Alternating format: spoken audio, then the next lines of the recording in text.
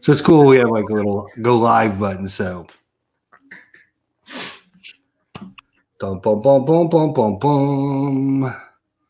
Dun, dun, dun, dun, dun, dun. Maybe. Hey, I think we are live and in person.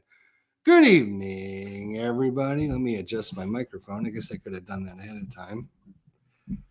Good evening, everyone. Al, Red Sox fan, is in the chat. Hello, Al. Hope all is well with you.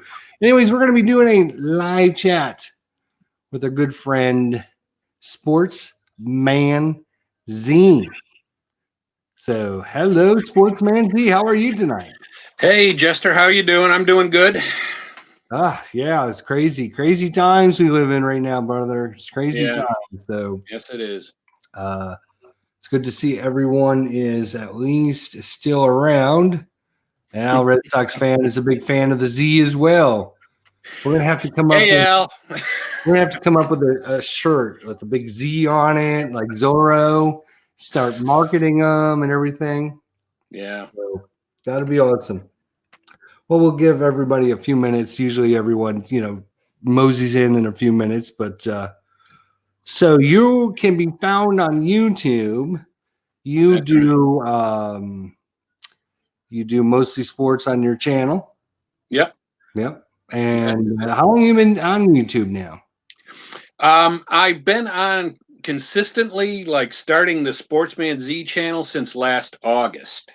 Okay. I had a couple of years before that, I had like experimented and put a couple videos up, but not really intending to like string videos together and do like a channel, and just to see how many people would watch. And then recently, like last year, I started thinking about actually doing my own channel, like a serious channel, because I watched there was another, like, I used to watch a lot of YouTube videos, and you would see like a lot of high tech stuff in their videos and stuff like that. And I would think, well, I don't know much about video editing. I don't know.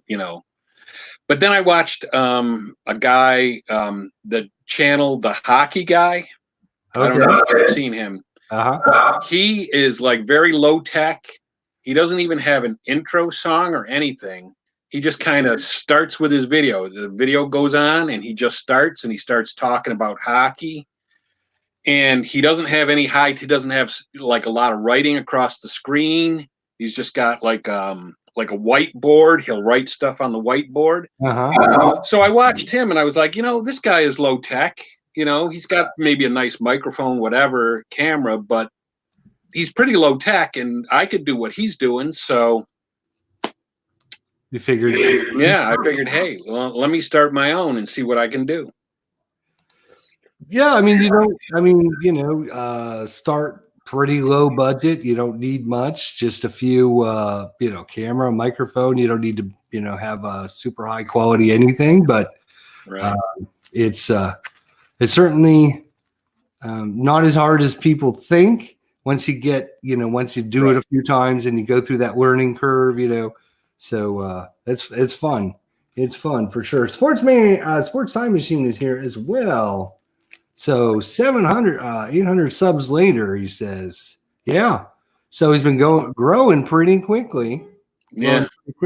So when you reach 1,000, so 1,000 on YouTube is kind of the limit where you need to have 1,000 subscribers so you can go live. You thinking about doing like live broadcasts at that point? Yeah, I think that's something I'm open to doing. Up until now, certainly, I wanted to just stick with like doing the videos, because I think even under 1,000, you can still go live if you use the computer, but you can't do it on any other devices. I'm not sure, but that's what I heard. But anyway, yeah. Well, yeah, I'm open to doing that. Yeah. So your channel, why don't you just kind of introduce it to people? Now we got 7 people here. Just kind of talk about what you do, what you how you do things on your channel, just to kind of introduce people that might be unfamiliar with your channel? Okay. Well, it's definitely, like you said, it's a sports oriented channel. And I do basically two different things. I do the sports gaming, like the Stratomatic games, the Stratomatic computer games. I do out of the park computer games. So I do a little of the sports gaming, and I also do, like, I'll talk about real life sports. I'll talk about the White Sox, when the season starts, which it hopefully will soon. I'll talk about, I'll give updates on how the White Sox are doing, major things, signings that they have, people that they trade for. So, so that's basically the two different, talking about real sports, and then also doing the sports games, tabletop and on the computer. Awesome. Awesome. So you're kind of an interesting fellow in that we talked about the White Sox and the Islanders. Right. So why don't you give everyone kind of a broad overview of how you had that kind of combo? How did you come up with that combo? I don't know of anybody else like the White Sox Islander fan. Well, I grew up in upstate New York, and Vestal, New York.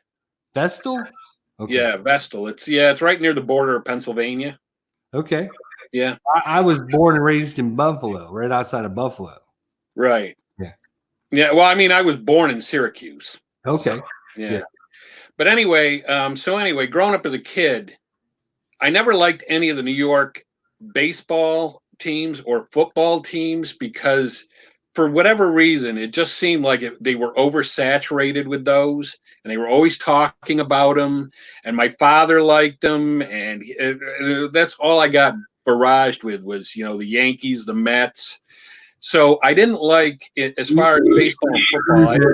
I didn't like the New York, whatever home team. So, and I like the White Sox. I don't know. I just picked the White Sox in baseball, and and the Bears. Although when I was young, I used to like the Patriots when I was really young. When I was in middle school and high school. Okay. But how did you become a Sox fan and not the Cubs? As Al Red Sox fan was wondering. I've always kind of liked the American League better than the National League. I don't know. I wouldn't say it's necessarily because the National League doesn't have the DH and the American League does. I don't know what it is, but I just was always more attracted to the American League. So really, the White Sox. So far, you are the anti-me at this point, and we'll find out even farther as we do this discussion. You are even farther away from me. We are exact opposites, I think, on everything, because I'm a National League guy. Okay, I'm a National League guy. So yeah, one of my big questions I always ask all the people I interview is DH or no DH. We kind of know that you stand on the fence of you like the DH. Yeah, I mean, there are things I do like about not having the DH because it was the way baseball was originally conceived, with everybody batting, and that's how baseball was right up until the 70s. But then there's the other side that says, well, but the pitchers, most of them can't hit at all. They're useless with a bat in their hands. So why not put somebody in there who, knows what they're doing and can generate more offense and more excitement? So, I mean, I can understand that point because there is a lot of, wasting at bats with pitchers, whether 2 outs, nobody's on, and you got the pitcher up, right. Or really, and there's nothing worse than you get 2 guys on at second and third base with 2 outs, and the pitcher comes up, and it's early in the game, and it's too early to take him out for a pinch hitter. Yeah. So. Yeah, I mean, I can see it both ways. I just think there's because of the pitcher spot, it brings a lot more strategy into the game because the National League has to, you know, take out the pitcher to put in a pinch hitter, and stuff. So, Right. what? So, how far back do you go with your baseball? I mean, if you're looking at like what's your sweet spot that you like to, like your history of baseball? Do you like modern day?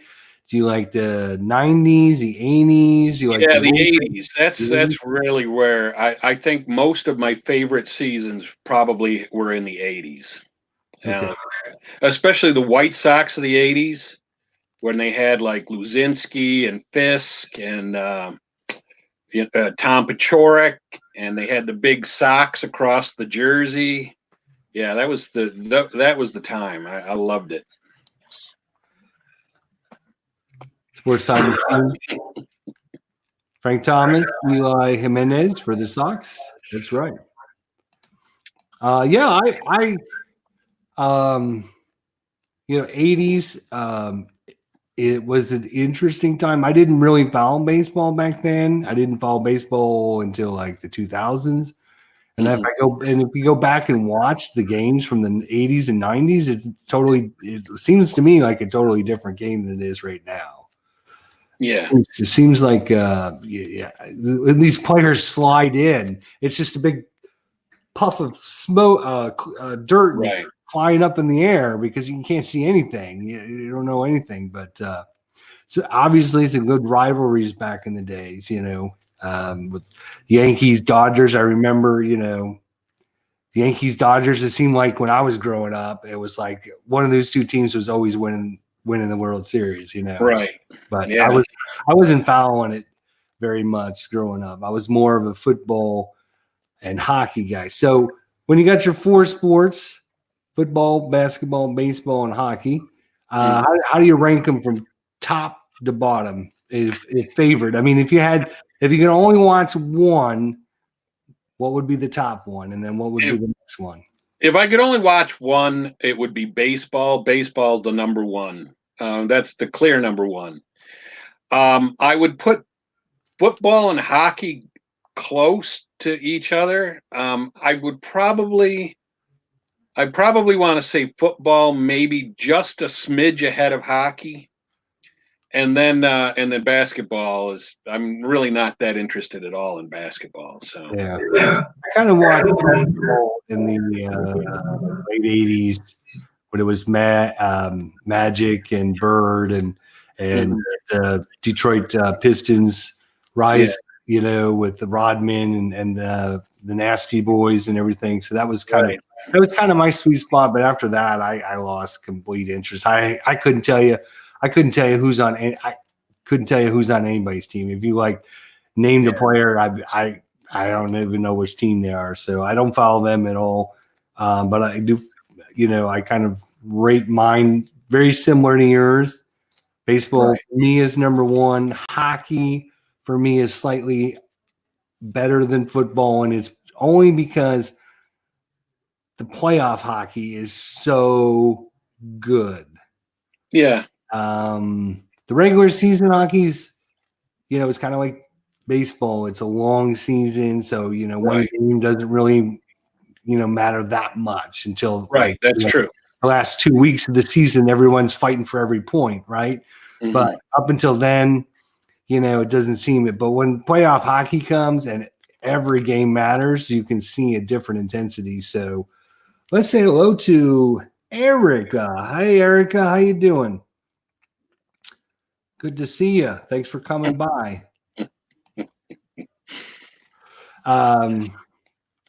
So, for me, what about football? What's your sweet spot for football? Modern 90s, 2000s, 60s. You know what? I would say the '80s still for football because that's when I grew up, and that's I think a lot of people are attracted to when they first got interested in something like football or baseball, and then that always holds a special spot for you. Yeah, so I would still say that it's probably the 80s for football too. Right. That was kind of my sweet spot too. The mid to late 80s was really, really took off for me because I just graduated high school. I was in my prime. I was fouling it, lived and breathed. I went out and bought all the cards, and everything. Did you ever collect cards? I did, and I do have an extensive collection of baseball cards on my bookshelf behind me. Um, I haven't done it in years, probably since the early '90s was probably when I stopped. But yeah, Yeah, that was fun times back then. Getting those baseball cards or football cards and just um, you know seeing who was in the pack and everything. And when you were younger, it wasn't like, oh wow, this guy's worth $2. Who cares? yeah, It was like, oh yeah, this is one of my favorite player type thing. right. Then the money stuff took it all kind of took all the fun out of it for a lot of people, I think. It just Yeah, it did. It's kind of dying now. At least that's my impression. And now they've got like the cards they're so expensive. Like sometimes you can get like a box of baseball cards can be $150, $200, or more. yeah. I've seen baseball demos and a few other people do like the box openings and stuff, which is fun to watch that stuff where they order these old baseball card boxes that you can still pick up and and watch them open it up and see the players and stuff. So that's kind of cool, but it's not a cheap hobby, and it's just No, it's not. If you really want to be serious about it, it can be pretty expensive. yeah, exactly. Yeah. Yeah. So football is number 2 for you, and then hockey, but both of them are pretty close. Yeah, they are. Your Bears, White Right. Sox, and Islanders are kind of so. Are you one of these people that like follow your teams, or do you follow the sport and everything that's going on with the sport, and even when it doesn't involve your teams, or is it like when your team's knocked out of the playoffs, it's over, you don't watch anymore? No, I think especially with baseball, I'll watch baseball. I'll watch any game, any teams. In fact, I had a friend when I was young. I would go home, like I would work second shift at IBM, and then I get home at 11 o'clock, and I would watch the Dodgers and the Padres. Right. And one of my buddies would say he'll come home and then sit in front of the TV and watch the Dodgers and the Padres, two teams he cares nothing about. So yeah, I mean, I love watching baseball, and it doesn't necessarily have to be the White Sox, although I do follow the White Sox and I keep tabs on how they're doing and what they're doing. So and the same thing with football. Although with football, you've got like a Thursday night game or the Monday night game, because I've got to work the next day. Mm-hmm. Unless the Bears are playing in the game, I'm not going to watch. I'm not going to stay up and watch that game. Right. But on a Sunday, I'll watch whatever game is on. Right. Do you have like the sports package where you get to watch the Bears every week, or are you? I had that for baseball. I had MLB.TV for baseball so that I could watch out of market games. So yeah, I do get that. And I think I had that for hockey too. The equivalent for the computer to watch the computer out of market games. Right. But not the football. For whatever reason, I don't know. I just whatever football I can watch locally, like for me, it's the Redskins and the Ravens. So, I mean, whatever football's on is fine. Okay. So yeah, one of these guys, I have to see my team every week. Yeah. And the Bears are on enough because they're good enough that Right. Usually there'll be a Monday night, a couple Monday nights, and a couple Sunday night games. So Right. you usually get to see about half of them, anyways. Just seems like all the good teams are on there half the time. So, favorite players. I mean, who really kind of inspired you as a youngster growing up, and you're like, wow, I wish I could be like him. One of my favorite all-time players in baseball was Nolan Ryan. Really like Nolan Ryan, and he played for 30 years maybe. It seemed like it. So yeah, Nolan Ryan, I really liked. A lot of the guys on the White Sox, like I was mentioning, Tom Paciorek, Fisk, Luzinski. Football. I love Steve Grogan because I did like the Patriots when I was a kid. He was my favorite player. Mm-hmm. So yeah, he was like far and away my favorite player. Right. Cool. Let's just see. And I know Al has a signed Steve Grogan helmet. Is that right, Al? Are you still with us? Yeah, I think he's still with us. Here's Al right there. As a matter of fact, love number 14. That's Steve right. Grogan, yeah. Yeah, I think he's still got that signed helmet. As far as we know. Yep, there he is. Yes, he does. He definitely does.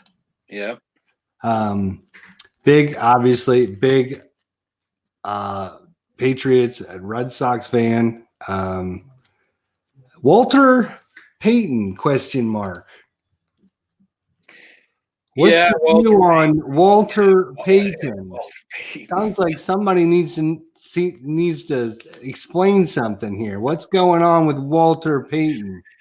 Well, he's on the Bears, and he was one of their all-time great players. And I do have a picture in my office of him. So, yeah, he's one of the all-time greats for sure.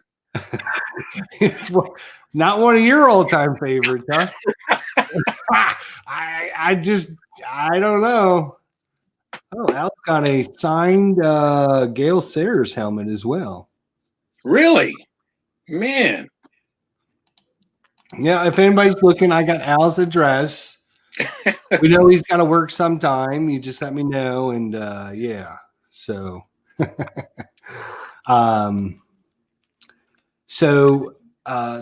yeah. What else? When you're not doing or watching sports or playing sports or broadcasting sports or recording sports. Yeah, what else do you like to do? I'm very interested in history, and I love watching, videos about history or TV shows on the History Channel. Ancient Rome. I love watching stuff about ancient Rome and about the ancient world. So yeah, I would say that really outside of like sports and history, there isn't a lot of time for everything else. The only other thing that fits in my day is my job. So right. So Al, with the question here, what was that picture on the wall behind you? Is that Mark Twain? No, that's my I believe it's my great grandfather. Great on my mother's side. Yeah. Huh. So history, you like ancient Rome times, gladiator type stuff. You watch movies, read books. Movies from none of that really interests you.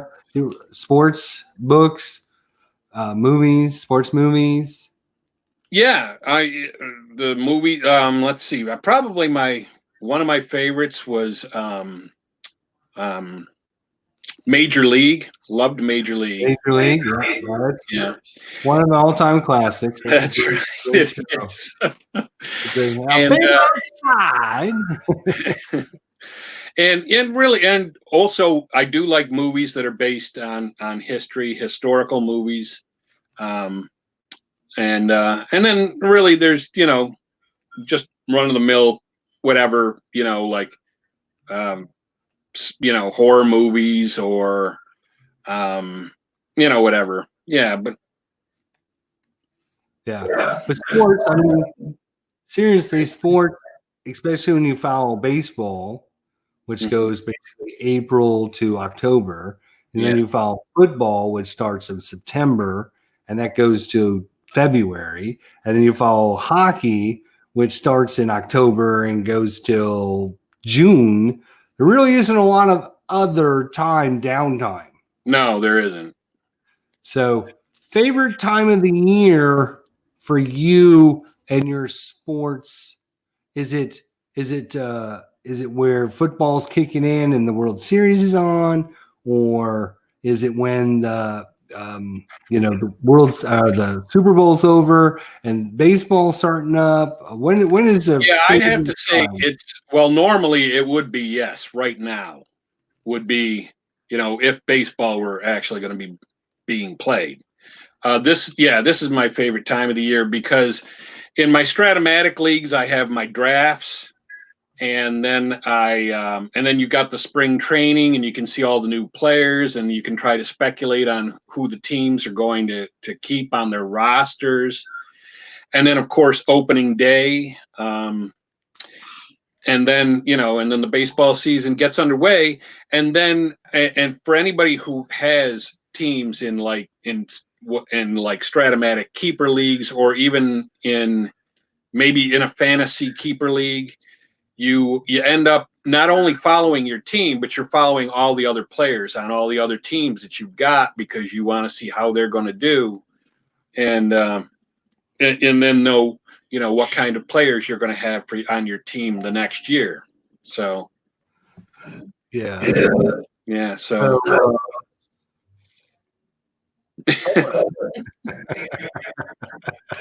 that was pretty low on his list. I'm just saying, it was way down on his list. I mean, you got sports up here, right? You got ancient history, you got TVs, you got movies, you get sports movies, spending time with the wife. I mean, that's like way down there. Bleacher Bum's Gaming's here. Hello, Bleacher Bum. How you doing? You follow boxing at all? no, no, I No, don't I'm like not a boxing. boxing guy either. I couldn't tell you.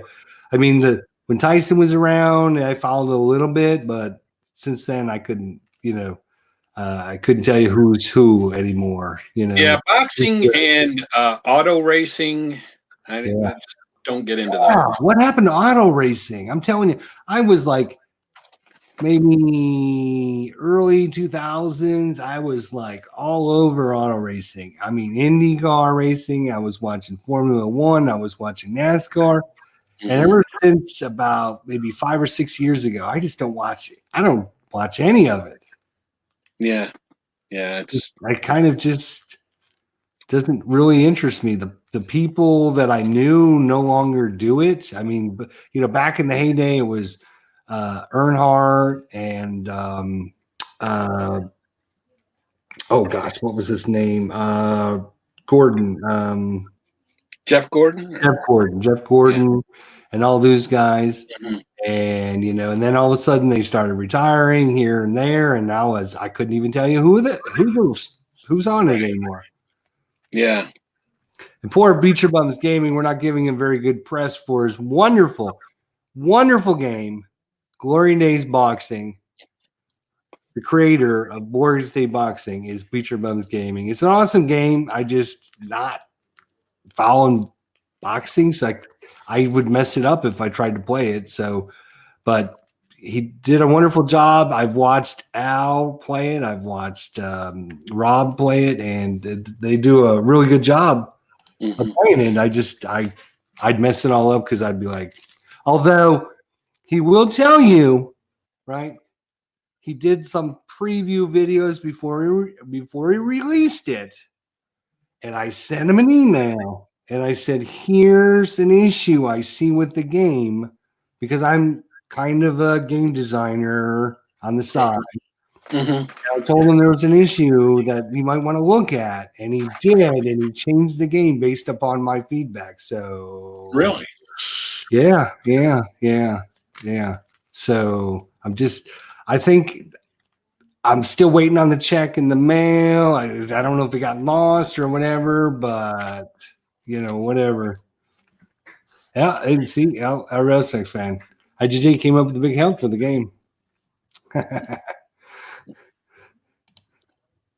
Yeah, see, but it was a good game anyways. I mean, obviously I didn't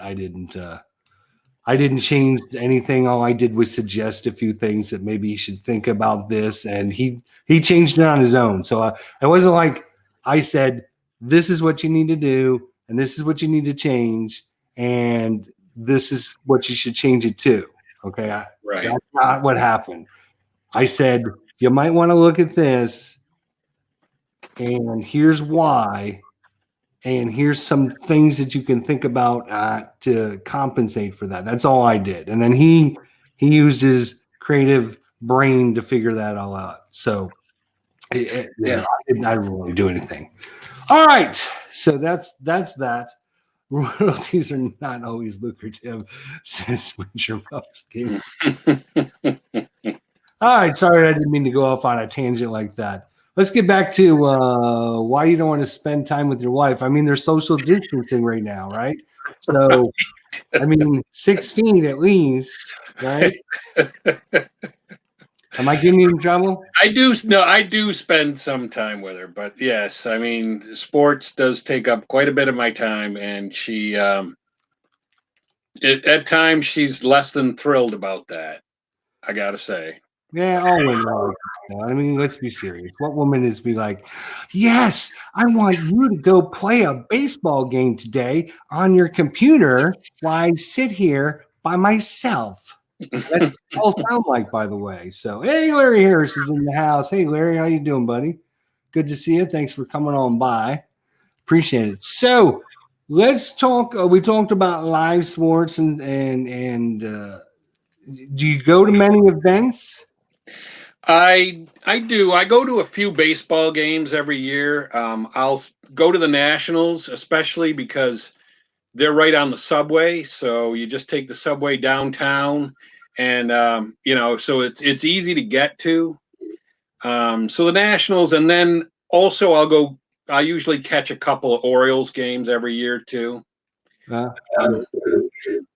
So yeah, I mean football. No, I don't go to football. They're sold out anyway. Most teams, and the tickets are prohibitively expensive. So you got to go through the scalpers, and they want double their worth, and then all that. Yeah, it can be a definite hassle. So yeah, right. But you're down in the Washington D.C. area. Yeah, I live in Maryland. Yeah, Maryland. Okay, so that's Baltimore's not too far away, and then you got the Washington Nationals. Now, I'm just saying, before the 2019 season started, right? Yes, I know. You picked the exact World Series. There was someone that we know who picked the World Series and the World Series winner before it all happened. Right. I don't know who that was. Maybe somebody can refresh my memory on who it was that picked it. What was your thoughts going into 2019 with Washington? So just to give you a brief history, I went and watched him preseason or spring training play the Cardinals, and they dominated the Cardinals in spring training, and it wasn't even close. And I'm like, the Cardinals are a pretty good team. I think Washington has a chance to be pretty decent this year. Of course, it's only a couple games I saw, right? Right. But I was like, Washington has been an up-and-coming team the last few years. They've been in the playoffs, and they missed a couple seasons. But I was thinking, this could be the year. What was your thoughts? Yeah, I thought Washington had a really strong team. But here's what I want to ask you. You made that prediction before the season. Oh, yes, me? You did. Oh. Yes. So, but how were you feeling around May when the Nationals were like in third place and they were under 500. Were you still thinking that they had a chance even then? Yes, I did. We did our end of April, end of May, and end of June show, and there was several, and I'm not going to call out names, baseball demos, and I'm not going to call out names like Bleacher Bums Gaming that was telling me, don't. The Nationals, Martinez, he's out. They're going to fall apart. And I was like, I don't see that happening. I don't see that happening. And the reason I said this is baseball is a game of averages and statistics, right? If you go 2-19, right? Yeah. Chances of a team going 2-19 again are like 0.00000%, right? It's just not gonna happen. I don't care. Take Baltimore Orioles, for example, right? They're like the worst team in the league. They're not gonna lose they're not going to lose 150 games, right? They're still going to win about 40%. I mean, the high teams, they only win like 60%, and the low teams only lose 40%, right? Yeah. When I was a kid, my father said, "You're going to win 50 games a year. You're going to lose 50 games a year. What matters is what you do in the other 50 games." Right. Exactly. Or 62. And so when Washington went 2-19 and had that 19-31 record, I said, that's fine. They're not going to go 2-19 again. And with the averages, right? One team that goes 2-19 is probably going to go 12-10, the next, right? Mm-hmm.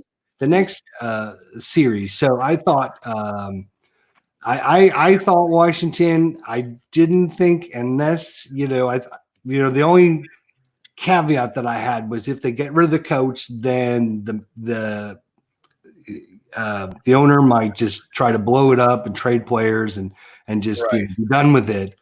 But if they kept it together, because they have really good pitching and they do. Their up and coming players are really, really good. Mm-hmm.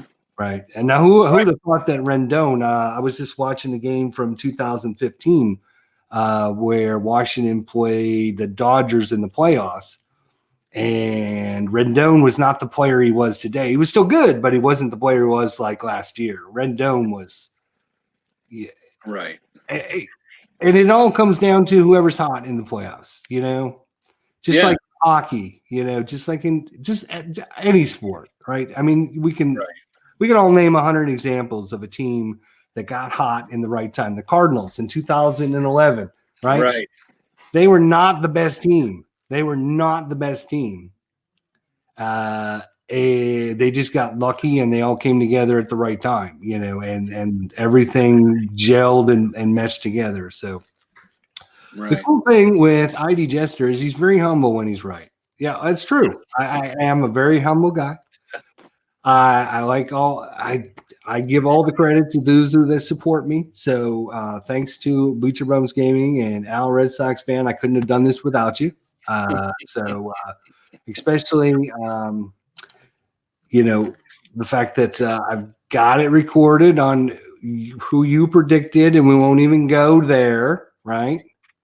I'm just saying. So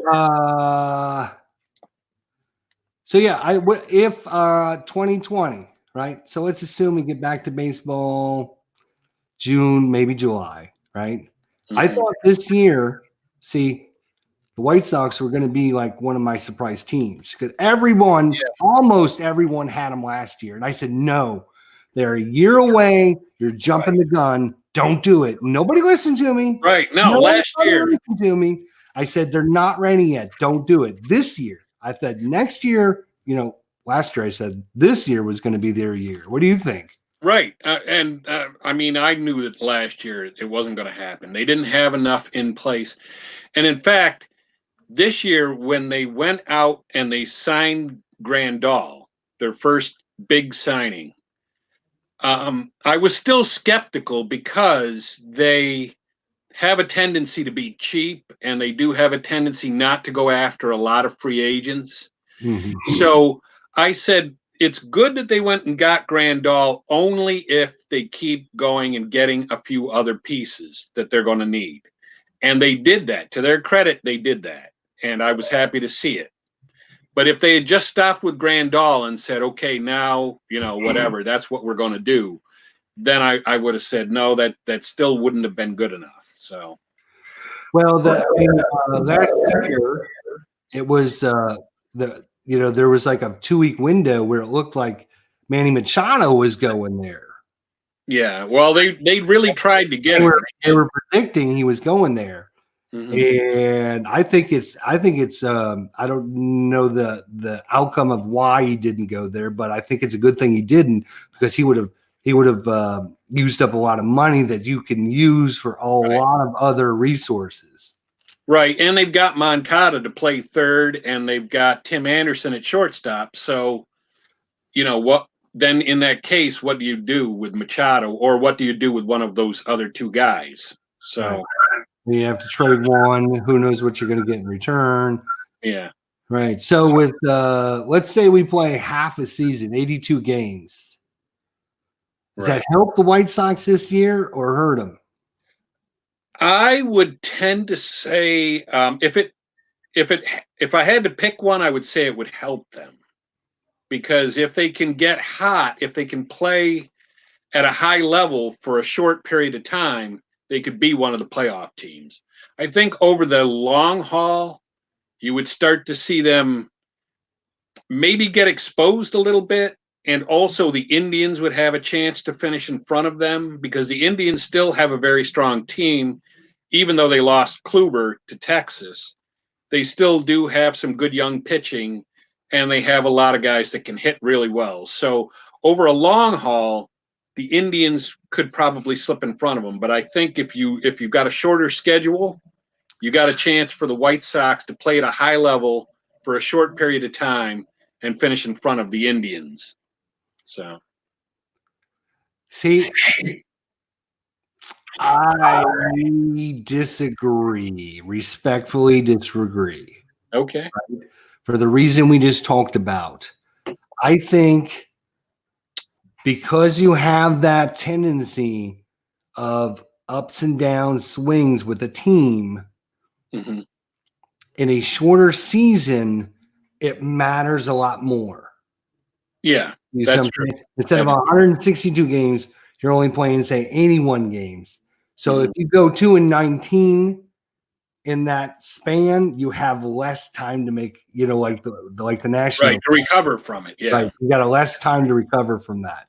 Mm-hmm. So I think the teams, the better teams that are going to be, the 85 to 90 win teams, Mm-hmm. right? That have a good team, solid, they're not going to go 2 for 10, 3 for 5, 3 wins and 15 losses. The teams that'll go 10 and 10, 10 and 10, 10 and 10 pretty much throughout the season. I think that helps them because they can avoid those spikes. I don't know. It'll be interesting to see. I just think the White Sox are now at the point, I think, and I'm giving away stuff I probably shouldn't, but I think the White Sox are now at the point where they are in the upper echelon of they're not in the lower tier of teams anymore. They're in the upper No, they're not. I think they're probably maybe 10 to 12 best in the league. And so you want those teams that are better to have a longer season because they have longer time to prove they can go 10 and 10, 10 and 10, 10 and 10, as opposed to, oh shoot, we just lost, 7 games in a row. That's, in a short season that can really come back to bite you. So let's check up on the chat here. Bleacher Bums Gaming, that signing will pay off nicely for the pitching staff. Right. Grandal, because he's a good pitch framer. Go spend some time with the missus now. Have a good night, gents. Sorry, dude. Hey, Clinton Barks is here. All righty. How you doing, Clayton? Hope all is well. So we were just chatting with Sportsman Z if you're just joining us.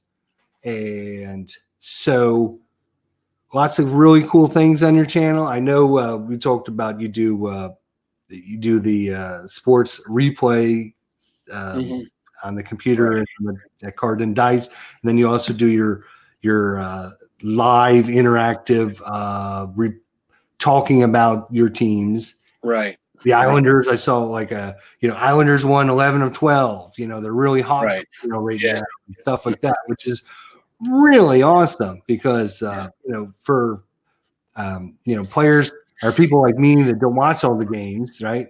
Mm-hmm. I don't have time. I can go watch your channel and I can catch up on everything that happened in the last couple of weeks and find out everything, and it's really, really awesome. Yeah. So Well, did you just think of that? Say, hey, I should do this, or did you see someone else doing it, or? Well, actually, when I decided I wanted to do a channel, I knew I wanted to do the sports gaming, definitely, but I felt like that might not be enough to appeal to a wider audience. So I also wanted to make sure that I also put in, talking about what's going on in the sports world, what's going on with my teams, with my favorite teams and with other maybe sports controversies, things that are happening. So I wanted to do that too, so that if there's a guy who likes sports, but he doesn't know about Stratomatic or Status Pro or any of those, that it would appeal to him as well. So that was the rationale behind that. Yeah, I think it's really, really good. I mean, if you're an Islanders fan, if you're a White Sox fan, to have someone that follows them and gives you like the breakdown every week of what's going on with them and the moves they made and injuries they've had and just things that I wouldn't know unless I actually got online and did research. Right. Yeah, so that's awesome. I love it. I love it. A lot of great content there. So let's talk about your card and dice issues now. Right. So I see you're wearing my favorite shirt tonight. For those of you who can't see, why don't you bring it up so we can see it? Let's see. There's no crying in Strat. There's no crying in Strat. That's a great shirt, by the way. That's a really good shirt. So I don't know if you know my feeling about Strat. I do. I loved the video where you talked about Stratomatic and how you make it very clear that you love the game, but you have issues with their customer service and with the fact that they don't include every single player, and that the players that you get, you have to pay extra to get, whereas other games don't do that. They're all very good points. Although the reasoning behind that is that they're a small mom and pop shop type of game company, and they have to make as much money as they can possibly make because they're not like a big APBA or one of those, or APA. I guess you have to call them APA. So, but that's the reasoning behind it, is that it's one guy that runs the company and he has to pay his employees and he has to pay the printers and he's got to do this and he's got to do that. But yes, they're very valid points, all of them. Yeah. Usually when I talk to Strat guys, whether it's yourself or Sports Time Machine or Al Red Sox fan or whatever, I think I come across real negative about Strat, right? Mm-hmm. It's not, and I, like you say, I have to say this over and over and over again because people don't listen to what I say. They hear the message, they don't hear the words, right? My message is I hate Stratomatic, but it's not the game. I actually play the game on my channel all the time. 2011 It Cardinals. plays great. The game actually plays really well. Right. It's probably, if I was rating just the game and not taking anything else into consideration, the quality of the cards or anything, I was just playing. If somebody was to say this game here and you're playing it, what would you rate it? I would say it is a pretty good game, probably 8 out of 10. But right. The issue I have is with all the other stuff, not game related. Right. I mean, as far as baseball, especially baseball goes, Stratomatic, I think, is a game where you could open the box, break out the cards, break out the dice, and just start playing and not read the directions, and you would still know how to play the game at a at the intended level. Right. Whereas with the other ones, APA and Status Pro, you got to read the instructions, and sometimes you got to read the instructions multiple times to know how to play the game.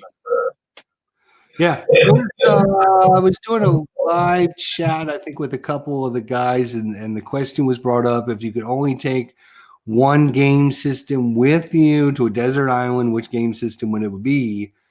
And I even said at that point, if I could get all the seasons handed to me before I went to the desert island, I would probably take Stratomatic with me as the game.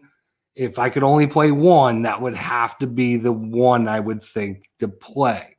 Mm-hmm. It's not that I don't like the game. It's not that I don't appreciate the flow of the game and the game design or anything like that. That's not my issue with Stratomatic. It's all of the other things that we won't get into. Right. Unless you want to get into it. But no. It's well, I mean, I wanted to go through this first because we're going to be talking about Strat because you do a lot of Strat, right? You're in 2 or 3 leagues. I am in 3 baseball leagues and 2 hockey leagues. Okay. So I know you did a video on your leagues the other day. Why don't you, because maybe somebody watching or maybe watching later might be interested, why don't you give them the lowdown on the leagues if they're interested in joining? Is there still time for them to join? I do have one league that I'm in that still has vacant teams that are being run by the computer. That's in that league, there is no free agency. So as long as you have whatever player you draft or you trade for, you get to keep them as long as you want them. And we play the regular season, 162 games. You don't need to own the game. You can send your instructions to the commissioner every week, and then he will input those instructions into his version of the game for your team, and then he runs 1 week at a time, and then each week you can make new changes to your team as you see fit. And then there's the other league I'm in is the Elmwood League. That's the one I talk about a lot with my Providence Grays. That league, every team is taken, and it does have a version of free agency.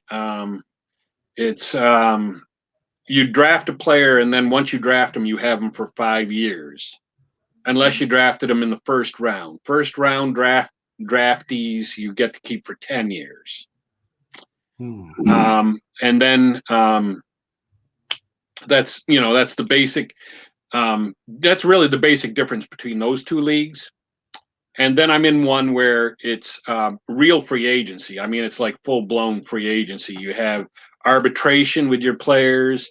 There's a signing. You get $50 million at the beginning of every season for your team payroll.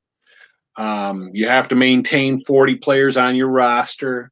If you cut, it's like real baseball. If you cut a player, you're still stuck with his salary until his contract is up.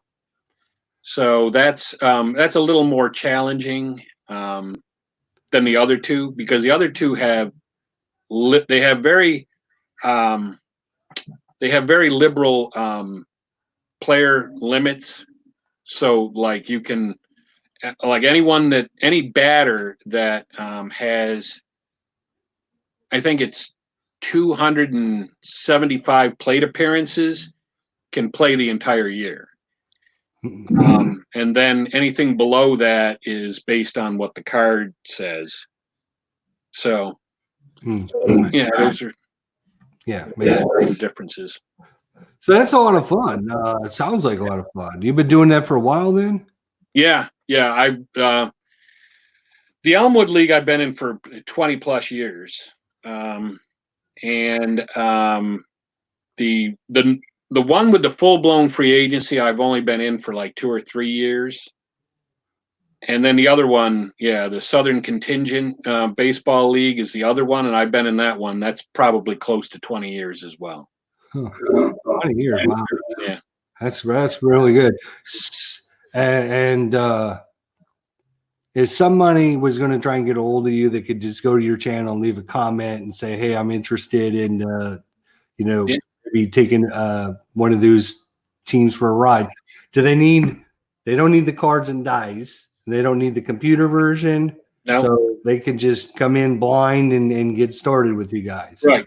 Now, obviously, if you have the game, the more you have, the better you're probably going to do, because it's how the game is based on the probability of the dice rolls and everything. So sometimes it's not just enough to know that say that Grandal is a great catcher. Right. It's not enough to simply know that. I mean, you can get so far with that, but if you know his card in Stratomatic, you're probably a little better off. So, right. But you don't actually need players to take out versus the left-handers. Right. Who's a good pitcher to bring in against right-handers type thing. So, right. You can see that when you learn the strat cards. Right, because you look at a guy's stats, and really I've been guilty of this a lot too. You look at his overall stats and you think, oh, this is a good guy. But then you see that he just really is lights out against a lefty, but he gets torched against righties. And then, so, in a game like that, you need to know that, and you have to account for it. And that makes it a lot different. So. Right. So that's your channel there, Sportsman Z. Sportsman is one word, and then Z. They can find you on the YouTube and just post a comment if they're interested in checking out your leagues. But they should check out your channel anyways, because it's really good. Do you sit there and talk with the wife about your players that are available and who you should pick up in the second round? And no, I don't consult her on that. No. You don't sit down and have your draft chart with her and seeing if everything's copacetic with her. No, okay. I thought maybe you would. I don't know. So you've been playing Strat for 30, 40, 50 40 years? probably. Let's see. I want to say 40 years. Yeah, it's close to 40 years, maybe 38. Yeah. Youngster, you picked it up. Yeah. And then you've been hooked ever since. I have. That's right. That's exactly. Yeah. And you're kind of now at the point where it's like it's second nature now. When you look at a card, you can see everything, and you can he's a 2E52. I don't want to keep him in after the 8th inning because he's really bad. Yeah, right. Yeah. Mm-hmm. You don't play many other systems, just basically focus on Stratomatic. Yeah, like I said, I tried to get into Status Pro again because I do have Status Pro. So I tried to relearn it and get into it again, but it didn't take it. I don't know. Just didn't. Yeah. They're different. I mean, I own 18 different games, right? Mm-hmm. So each one plays you know, it's not like a copy of one another. I mean, you have,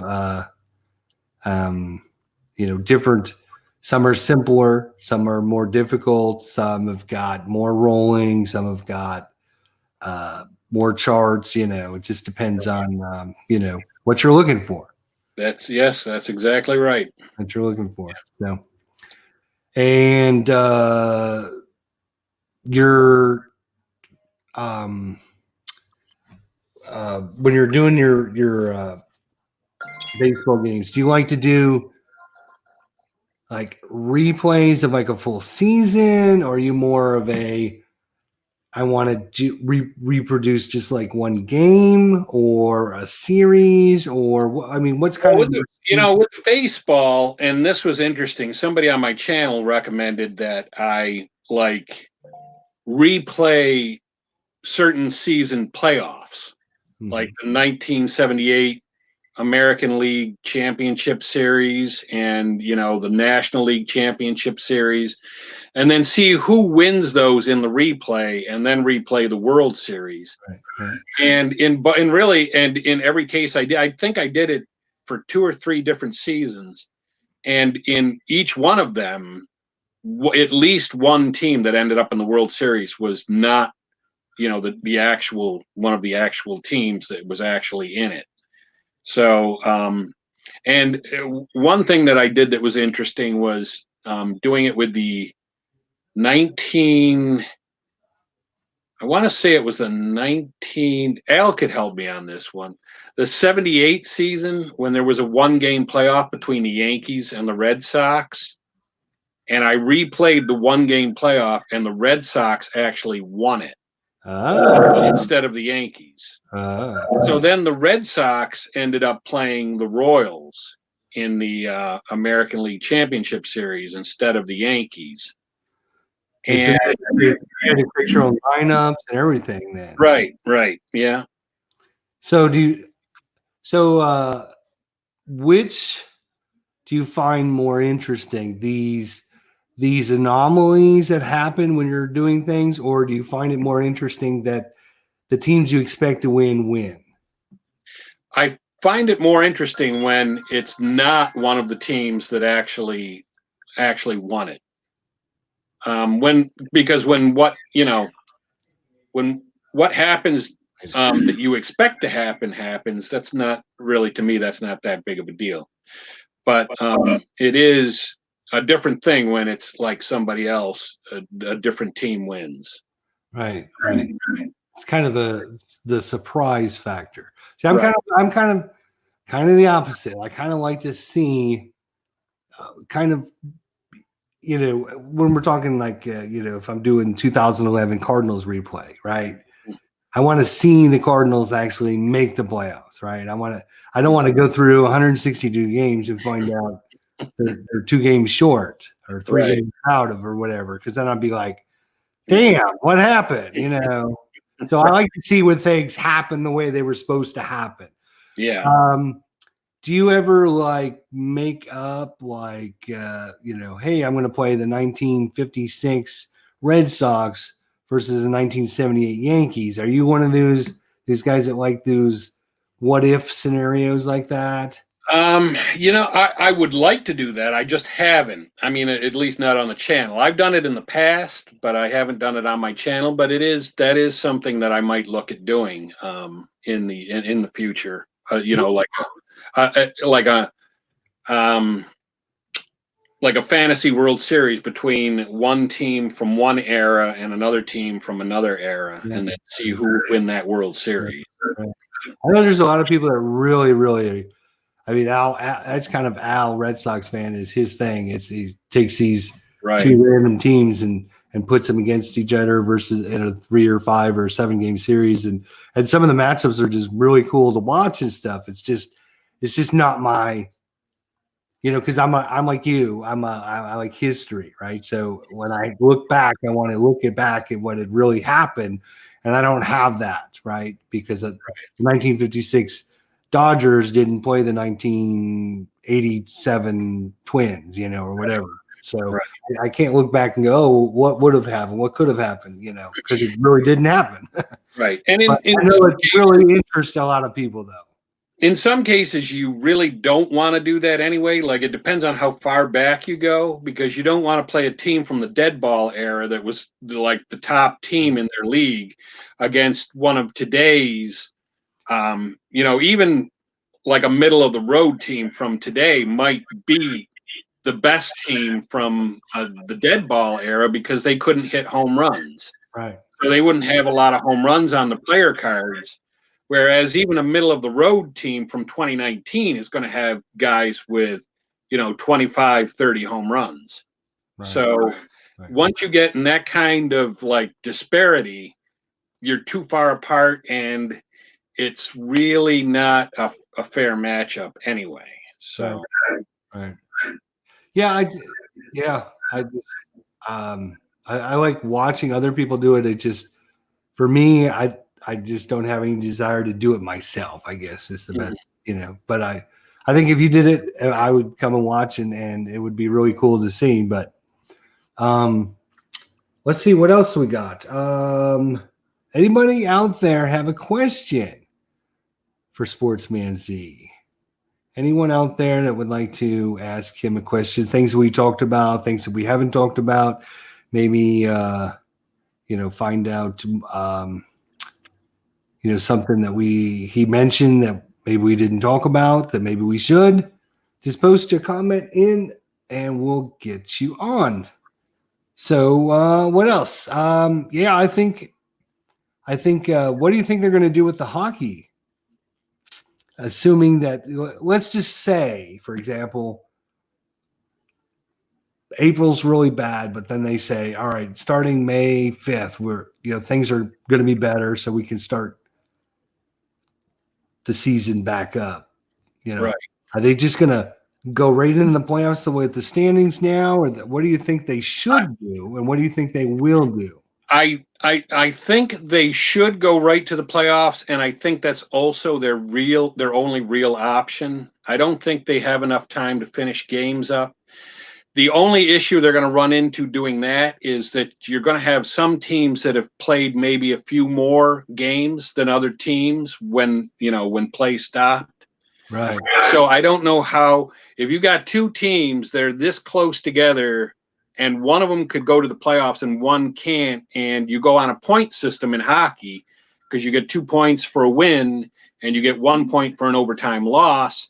If one of those teams didn't play quite as many games, even if it's just one game or 2 games less, they may not have the same number of points as the other team. And then, you're going to have to say to them, if you go right to the playoffs, you're going to have to say to them, well, we know you didn't play the 2 games that this other team played, but you don't have that many points, so you're not going to make the playoffs. So that's going to be a problem for them. But I don't think they have enough time really to play any remaining in-season games. Yeah, I mean, they'd have to really, assuming again, who knows what's going to happen, but let's say they start the playoffs. They normally start the playoffs in April. Mm-hmm. So if you're postponing it until May, let's say, first or second week of May, are they going to switch to maybe best of 5 series then? Yeah, they may have to truncate the playoffs as well. Or not make as, like, I think it's 8 teams from each conference make the playoffs. Maybe you don't have 8 teams. Maybe you have 6. So I don't know. But yeah, they'll have to do something. They're going to have to modify the playoffs in some way, and they're going to have to go right to the playoffs, I think. Yeah, who knows what's going to happen, but I think it's going to be an interesting dilemma, and it's also going to be an interesting dilemma what they do with the baseball season when they come back, because they talked about lengthening it out into November, extending the season out, doing more double headers so they don't lose as many games, but then yeah, you're going to run into a problem with more injuries. People are going to get hurt because they're playing more often, 2 games a day instead of one. Right. And then they also talked about expanding the playoffs for this year. I don't know. It could be really crazy, I think. Yeah. And I've even heard one channel said that he heard that baseball will start maybe before there's an all clear, and they'll just play to empty stadiums. They'll just have the two teams play in empty stadiums to start the season so that they can start it earlier. Right. So we'll have to see if that really actually happens or not. Do you think they're going to have a truncated spring training then, like a 2 weeks? Or are they going to do like football? We're going, boom, a new day, or Yeah. college football, like Yeah, that's you're going. You don't get any spring training. You don't get any practice games. You just go. right. I think they're going to have some kind of like 2 weeks to get everybody back in shape and back, into the groove of things. They're going to, I don't see any way of not doing that. Not with baseball. I don't think you can have that. It'd be really hard for the pitchers to start from 0 and go to 100 right off the bat. So I think you would really skew the statistics in favor of the batters, right? If you don't have that 2 or 3 weeks, but then you're talking another 2 or 3 weeks that you're not getting revenues for your owners, right. It's 2 or 3 weeks that you're not getting actual real games. So that puts a lot of damper on, because they'd like to get that spring training is like a month and a half. It starts the end of, last week of February and goes until the last week of March or into April, depending on when the season starts, right? Yeah. So you got about 5 or 6 weeks of real spring training. If you try to knock it down to 2 weeks, that's 2 weeks you'll be having games that the owners are going to be like, hey, that's money out of my pocket. Right. Right. Yeah. Right. It's causing a problem. I think it'll be I think this will be 5 years from now, maybe 10 years from now, when we look back at 2020, we're going to have a lot to talk about. I think there's going to be a lot, of what had happened. The Super Bowl, the Super Bowl came this close to be a miss, right? Mm-hmm. Because they 2 weeks after the Super Bowl, that's when they started telling everyone you can't be together anymore. Right. So that was the Super Bowl was like a March 1st or 2nd or whatever it was. And then, hey, Ewan, how you doing, buddy? Good to see you. I haven't seen Ewan in a long time. Hopefully he's well. So 2 weeks later. Now, could you imagine if this would have hit just 2 weeks prior to that and they had to cancel the Super Bowl? Yeah, that would have been. Could you imagine having to cancel the Super Bowl because of the virus? Oh my God. I think the world would have stopped. Yeah. I think baseball is the one that's in the best shape. Well, not better than football, obviously, because they got their whole season in. But baseball's in a lot better shape than hockey because this started before they even played a game. So they can make the decision that's best for them going forward to get their whatever portion of a season that they're going to play.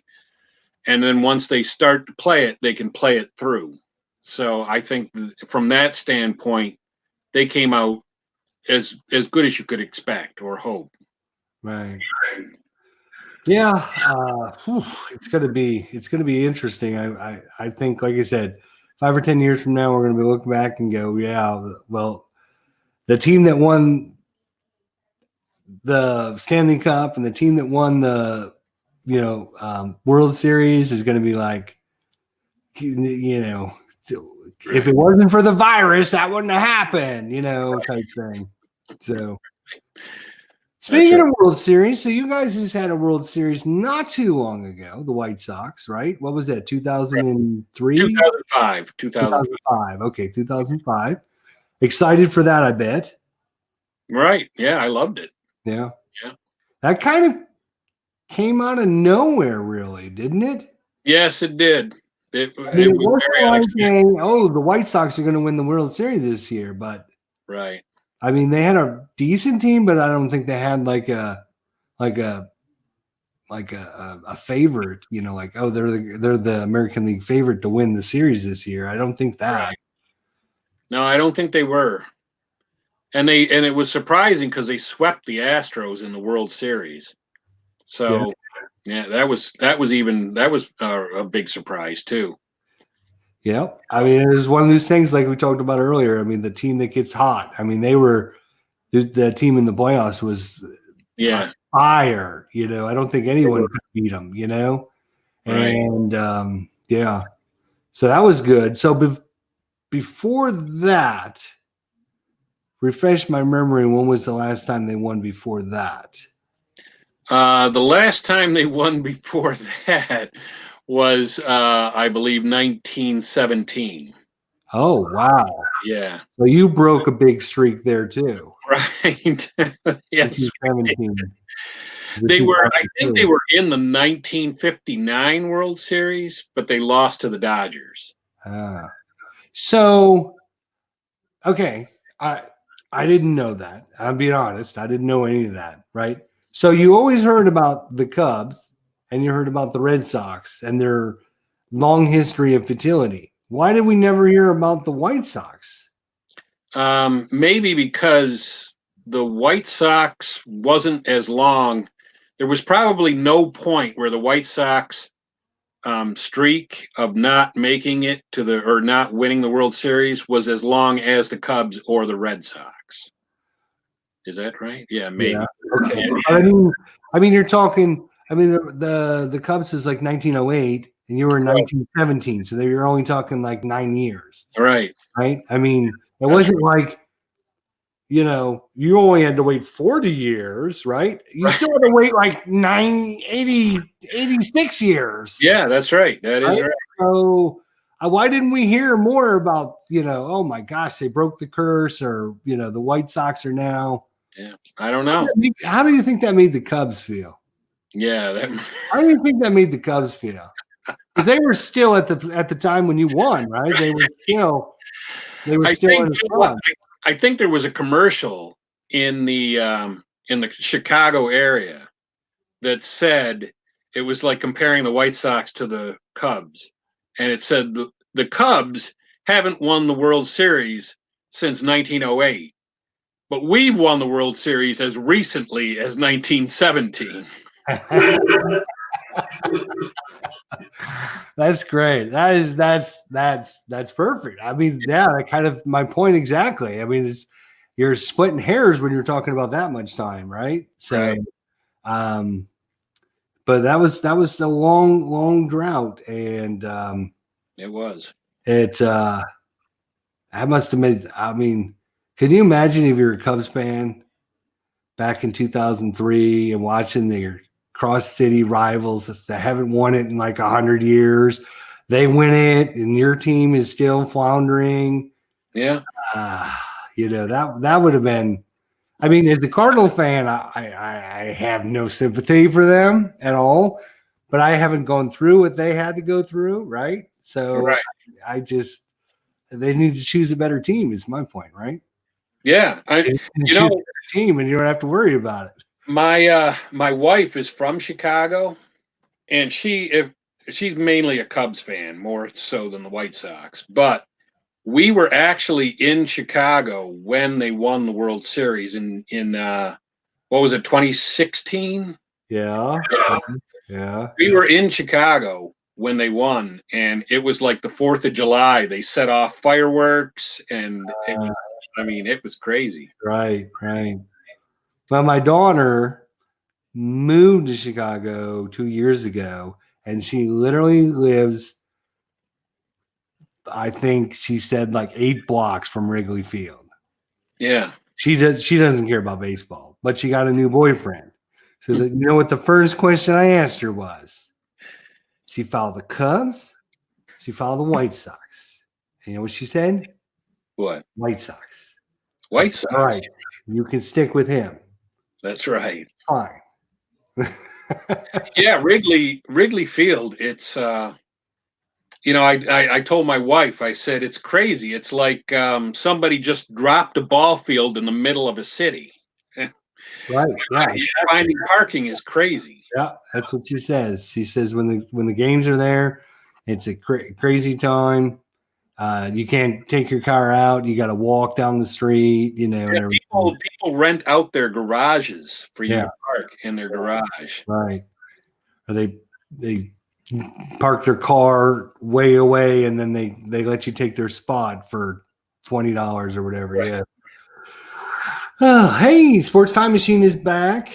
He thinks I'm a closet Red Sox fan. Yeah, that's not going to happen either.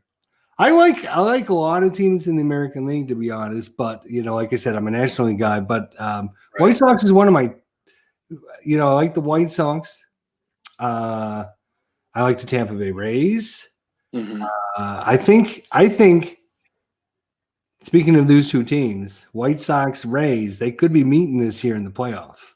Yeah, I'm just saying that now in case we don't get a preview show in and it comes to happen, I'll have something to look back on. But I'm thinking Tampa Bay. Tampa Bay's another one of those teams with the short season. I wouldn't put them past it that they could win that division, except for now the Yankees have 2 months to get healthy. If they would have started the season right when it would have started, I think the Rays at June 1st would have been 8 games up on the Yankees. I bet. The Rays are a really good team. Nobody goes and watches them for some reason, but they're a really good team. They are. But I think Rays White Sox might be a good matchup this year. And the Cardinals, St. Louis is supposed to come to Tampa and play in Tampa this year. It was supposed to be like June 4th, 5th, and 6th, I think, somewhere around there. I was going to get tickets for it. Good thing I did now because they, I don't know if they're going to have it. But if they start the season June 1st, I could be going to see my Cardinals come in Tampa Bay because I live just down the street in Tampa here. So that would be cool. Yeah. Right? Yeah, that would be. Yeah. All right. Well, let's see. Does anyone have any last questions? Is there anything we forgot to talk about? Anything we forgot to chat about? Anything interesting? You're working at home? Yep. Yeah. I'm working at home. How's that working out? That's working out great. I love it. You can get up right before you got to start working, and then when you're done working, you're already home. Yeah. I tell you what, that hour you get to, because I get up at like 7:15, 7:20. I get to work at 8:15, 8:20, right? So that hour, I get to sleep in until 8:15 now when I'm home. Right. An extra hour makes a big difference. I'm not half as tired in the morning. When I gotta get up at 7:15 in the morning, oh my God, by like, later in the day, I'm dragging but today I got to work at home and I didn't get up till like 8:15, 8:30, somewhere around there. Shh, don't tell anybody, but it was around. Yeah, so it was like 8:30. So that extra hour of sleep, I got up. You can't beat it. Yeah, and you don't need to take a shower right off the bat. You can check your email, make sure nothing's going on. You get breakfast, you go back, you check your email, make a phone call, do whatever you got to do. Then you can go prepare for your day. It's not like a big rushing around in the morning. Oh my God, I got to get to work. I got to get my clothes. It's crazy. Yeah. Yeah. Yeah, I love it. From home. I think a lot of companies, a lot of people are going to be doing that for a while. Yeah. Yeah. It will be. Yeah, well, it was a really good chat. We got to learn a lot about you. Yeah, I enjoyed it. Yeah, it's a lot of good time. When I have my baseball preview show, assuming we'll get back to baseball sometime, we'd love to have you on there. You can give us your predictions Okay. next, 2020 season, Mm-hmm. and give us your thoughts on it. And, that way we'll have it recorded. So next year, That's right. if I'm correct, 2 years in a row, but it was a good time. I had a lot of good people here. And so everyone that came out tonight, I appreciate it. Al Red Sox fan, Larry Harris, Clinton Parks, Elon, Sports Time Machine, Bleacher Bums Gaming. A lot of them had to go earlier. Al Red Sox fan, some lady, I think she was spamming us, Alicia. I'm sorry, Erica. Sorry, couldn't remember her name. Erica was spamming us, I think. She was trying to hack into our system. There you go. So definitely go check out Sportsman C, his channel. Make sure you check it out. Watch his videos, give him a thumbs up, subscribe to his channel. Last thoughts, what upcoming, do you have any upcoming videos you're planning? Yeah, I've got in my 2008 Bears Stratomatic season, I've got the Bears against the Seattle Seahawks. That's going to go up. I'm planning on that going up on Sunday at 1:00. And I also will have a video coming out where I do my predictions for the coming baseball season based on the Stratomatic quick plays and, putting the players on the teams that they belong on and everything. I'll have that up hopefully sometime later this week. Should be sometime later this week that'll be coming up. And then other than that, just, whenever something hits me. Yeah. So the Bear 2008 Bears Stratomatic, that's on the computer, right? No, that's card and dice. That's card and dice. Yeah. How do you find that plays for you? I like it. I think it plays. Yeah, it plays well. Yeah. I used to play it a lot when we were kids. We had leagues. The only thing about it is that it's especially in the basic game, it's really just kind of quarterback driven. If you have a good quarterback, you have a good team. Uh-huh. If you have a bad quarterback, you have a bad team. It's really all revolves around the quarterback. But are you playing just the basic then? Yeah. Yeah. Okay. Yeah.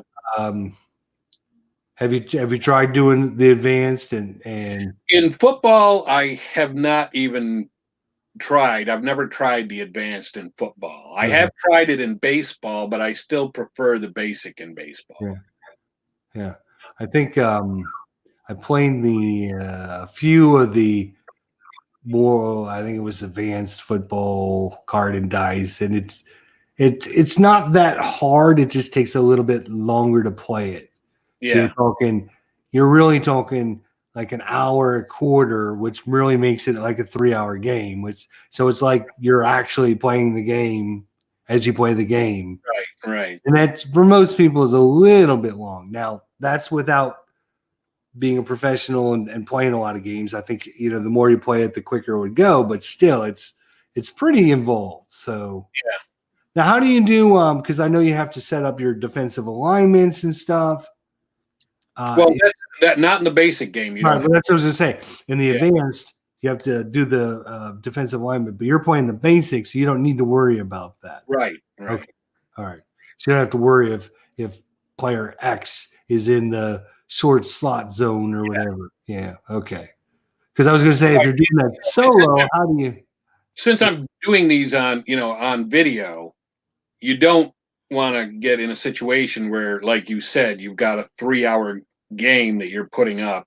Right. Because nobody's going to watch a 3-hour Stratomatic game. Right. So. Right. Yeah. It would definitely, and then, you have the problem of, it's just setting the defense, right? And then running the play, and then you got to set the offense, and then set the defense, and then run the next play. So it's not like, and then you got to think, okay, well, what are they going to do? And then, so it'll just slows it way down. I know Al has done, I think he's run a couple on his on the computer. Have you thought about maybe running some on the computer, or have you tried any on the computer? Do you own the computer? I've done college football, Stratomatic football on the computer. I had a whole season where I just took select teams. I didn't do the full, NCAA and all of them.